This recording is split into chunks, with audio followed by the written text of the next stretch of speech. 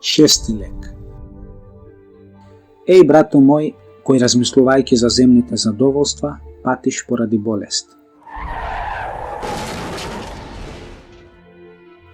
Кога овој свет би бил вечен, кога не би постоела смртта на овој наш пат, кога не би бивале ветриштата на разделбата и погубноста, и кога не би биле духовните зими по твојата иднина полна со буриња и среќи, и јас би сочувствувал со тебе во твојата болка.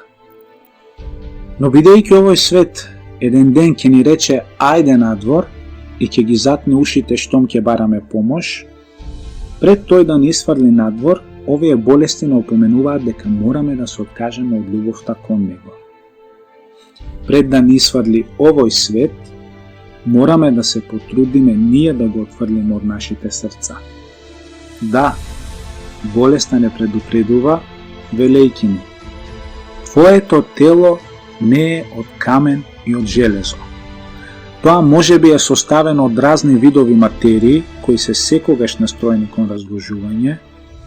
Остави ја твојата гордост, разбери ја твојата немоќ, запознај го твојот владетел Малик, запознај ги твоите должности и научи зошто си дошол на овој свет. Го опоменува тајно со совеста на срцето.